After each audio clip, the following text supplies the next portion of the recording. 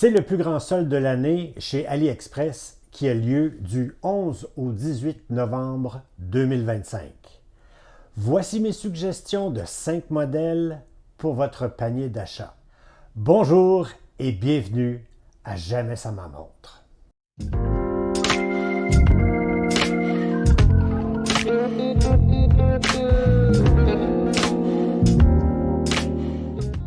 Avant de débuter, il faut que je vous dise que les liens affiliés pour ces modèles sont dans la description et que si vous effectuez un achat admissible, je reçois une petite, très petite commission d'intermédiation qui me permet de me procurer les produits que je présente sur cette chaîne.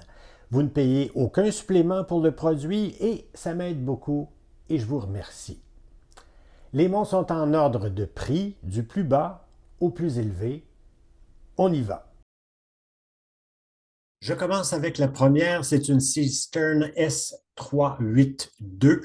Si elle ressemble à la montre allemande de Nomos, inspiration Bauhaus, bien sûr, il n'y a pas ici d'erreur possible.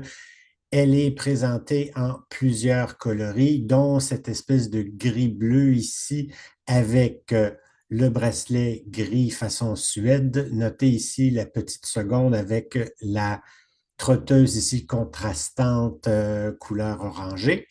Vous l'avez ici en blanc avec bracelet façon cuir texturé. Ici, notre aiguille des secondes, notre trotteuse est rouge. Vous l'avez ensuite dans cette espèce de beige avec, ou sable en fait, avec couleur de bracelet gris façon Suède.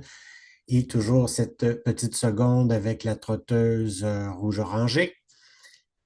Vous l'avez en blanc avec le bracelet marron et finalement, vous l'avez dans bleu nuit, très foncé avec le bracelet façon cuir marine aussi.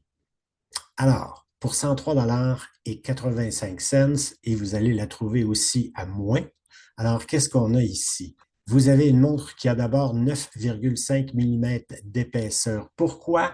C'est en raison de son mouvement automatique chinois ST1701 dont la réputation n'est plus à faire. C'est solide, ça fonctionne, c'est facile à remplacer.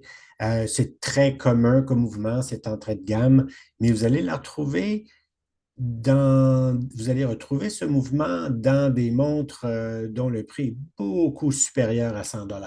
Alors, c'est une assez bonne affaire. Une étanchéité de 5 atmosphères, moi, je ne la mettrai pas dans l'eau, ça c'est sûr. Largeur de corne 20 mm, donc les bracelets, pas de souci. Vous pouvez mettre à peu près n'importe quoi là-dessus. Alors, à 38 mm et 47 mm de long, c'est une montre que vous allez pouvoir porter facilement, qui se glisse facilement sous des poignets de chemise. Vous avez un poids de 60 grammes, donc presque rien au poignet. On la sent à peine. Mon deuxième choix. Bon, alors, si vous êtes pris un peu dans l'engouement des montres avec bracelet intégré du style Tissot PRX, mais que vous n'avez pas vraiment le goût de débourser les centaines et des centaines de dollars pour une Tissot PRX, qu'elle soit quartz ou automatique, alors à ce moment-là, pour avoir un peu le même effet, remarquez cette super montre ici qui vous est proposée par, je vais essayer de le prononcer comme il faut, Specht und Söhn, 38 mm. Ici, elle est offerte en quartz, mais elle est aussi offerte avec un mouvement Miyota 8215 pour légèrement plus d'argent. Mais sinon, la taille est à peu près semblable ici. Vous avez quelque chose qui fait 8,3 mm d'épaisseur dans le quartz et juste un tout petit peu plus épaisse avec un mouvement automatique qui est proposé. C'est le Miyota 8215. Vous l'aurez à 11 mm. Fait à noter ici qui est intéressant, en plus d'un choix de couleur qui est quand même assez attractif, elle est offerte aussi en 37 mm ou en 40 mm. Alors, si vous trouvez que 40 mm, c'est un peu beaucoup parce que notez que votre bracelet commencera à 24 mm pour terminer vers les 20 mm. Alors, ça a quand même une très bonne présence. Mais à 37 mm, peut-être que c'est beaucoup plus intéressant. On vous dit ce saumon ici, moi, ça me semble assez orangé. Vous l'aurez ici en blanc. Attention ici, la lisibilité, pas évident avec le cadran texturé. Vous l'avez ici dans un gris, ça peut être intéressant. Et aussi dans ce noir, mais j'avoue que moi, j'ai un petit faible pour le cadran bleu comme ça. Si ça vous fait penser un peu à une montre suisse qui est absolument hors de prix, bien, il n'y a pas de hasard ici. Alors, dans sa version automatique, elle est aussi présentée vous avez ici le vert olive, très intéressant. Vous avez ce bleu encore plus profond, noir bien sûr. Ça ici, en rose, attention à la lisibilité, et ce petit bleu ici qui est très intéressant, Tiffany, bleu Tiffany, évidemment, est très, très, très à la mode pendant une certaine période, il y a quelques années. En automatique, évidemment, le mouvement japonais 8215, c'est l'entrée de gamme. C'est un mouvement qui pourrait se comparer un peu au Seiko NH35, peut-être un peu moins bien. Il est certainement un peu bruyant et certains collectionneurs trouvent que c'est absolument insupportable d'entendre le bruit du rotor parce qu'il tourne seulement d'un côté, le balancier, évidemment, a une rotation qui est unidirectionnelle. Donc, c'est un peu bruyant. Mais sinon, c'est un mouvement qui a fait ses preuves, qui est quand même assez solide, facile à réparer, très bien connu, facile à remplacer. Alors, à 11 mm avec le mouvement automatique ici, c'est le modèle SP0007. La résistance à l'eau, bien sûr, 50 mètres, 5 bars. Moi, je n'irai pas me baigner avec ça. Je l'enlèverai même peut-être pour me laver les mains.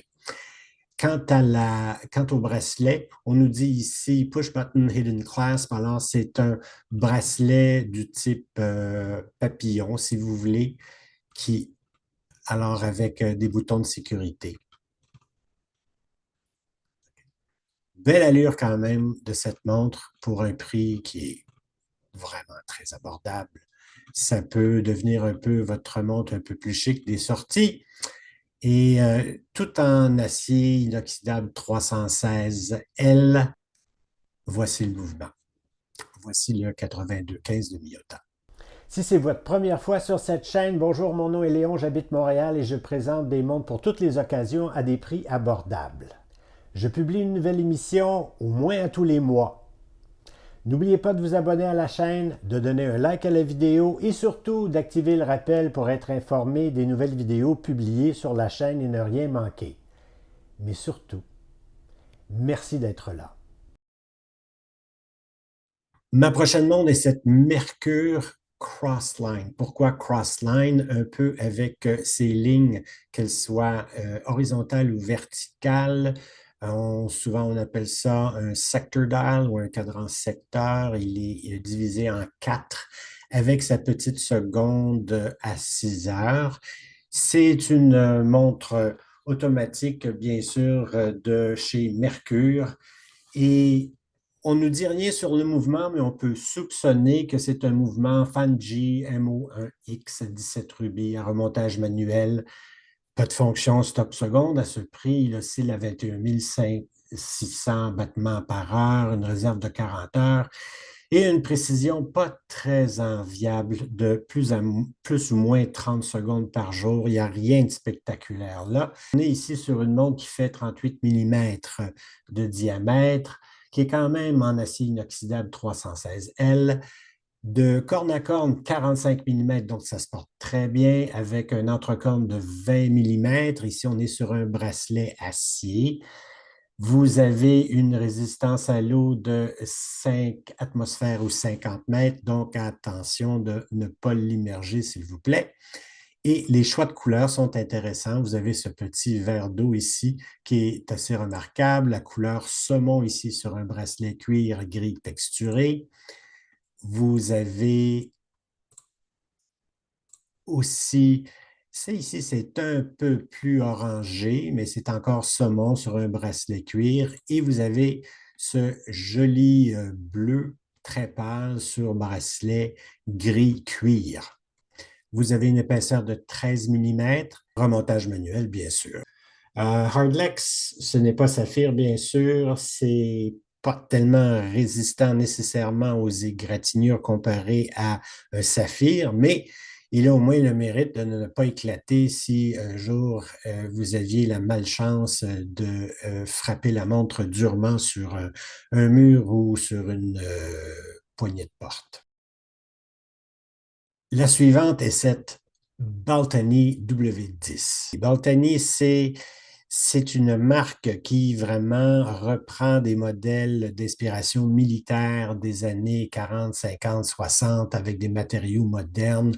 Donc, NH38 ici, un mouvement Seiko japonais, sa réputation n'est plus à faire. Le NH38 n'a pas de date.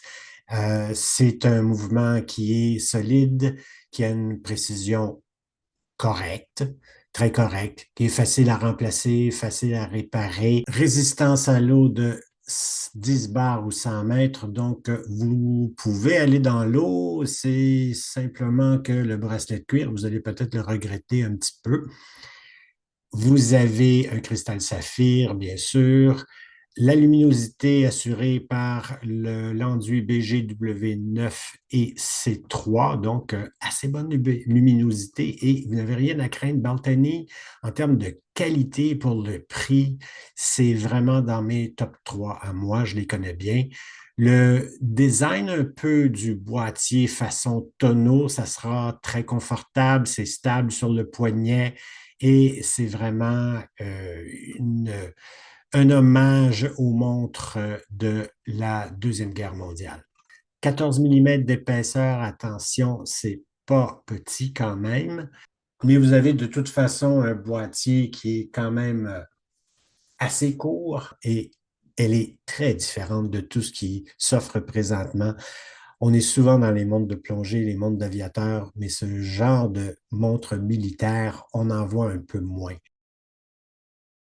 Ma dernière ici, bon, en termes de prix, c'est sûr que c'est le prix le plus élevé, mais c'est mon coup de cœur. Et je vous dis pourquoi c'est mon coup de cœur. Parce que Thorn, c'est d'abord une marque qui s'amuse beaucoup avec les vieilles Rolex, les vieilles Tudor, intègre des éléments d'une, de l'autre et fait quelque chose de vintage, militaire dans la montre de plongée.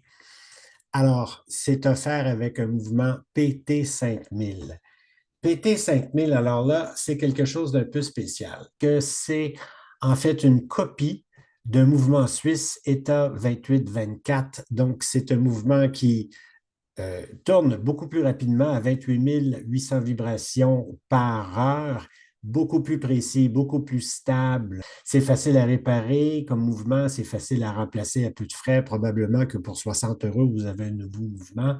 On est ici sur une montre qui fait 40 mm, donc une taille très, très classique. Corne à corne, 46,6 mm. Moi, tout ce qui est en dessous de 47, je trouve ça vraiment très intéressant. 12,3 mm d'épaisseur, et ça inclut bien sûr un verre de montre saphir, une largeur de corne 20 mm, donc vous allez vous amuser avec les bracelets. Vous avez une résistance à l'eau de 200 mètres. C'est une montre qui fait environ 129 grammes, donc c'est tout à fait standard pour une montre de type de plongée. Remarquez ici que vous avez cette espèce de brun marron ici vieilli avec une lunette grisâtre comme si elle avait un peu perdu sa couleur au soleil avec l'eau salée. Donc, façon très, très vintage, antique avec les aiguilles Mercedes. Vous avez ensuite cette noire un peu du même style avec la lunette noire. Et vous avez ici un clin d'œil à la Tudor avec ses fameuses aiguilles Snowflake, ici avec date. Les choses qui me dérangent un peu, c'est le texte sur la Thorn. J'aime bien le nom Thorn. En fait, c'est assez amusant que Thorn, ce sont des ronces. Et son petit logo fleuri, ça c'est bien. Legacy Diver, ça ne veut dire absolument rien pour moi.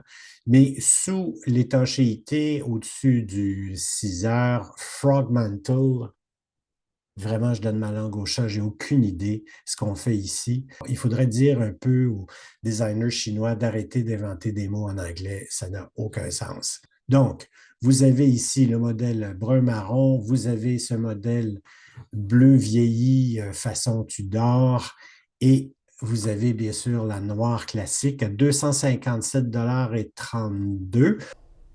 Et voilà mes 5 choix. Que pensez-vous de mes choix et quelles sont vos trouvailles à vous pour ce solde de chez AliExpress? Laissez vos suggestions dans les commentaires, s'il vous plaît. J'aime beaucoup vous lire et je réponds au plus de gens possible, si ce n'est que la totalité des courriels qui me sont envoyés. 2 suggestions de montres. D'abord, la Bernie Titanium Pilote pour moins de 130 $. Titane, saphir, mouvement automatique. Inspiré des montres allemandes Zinn. Un plaisir à porter et quelque chose d'un peu différent de toutes ces montres de pilote et toutes ces montres de plongée. La seconde, c'est aussi une montre que je vous ai présentée déjà sur la chaîne et vous trouverez les liens dans la description au bas. C'est cette Z-Stern Sub 300T. Une réplique fidèle, assez fidèle, millimètre pour millimètre, d'une Doxa Sub 300T.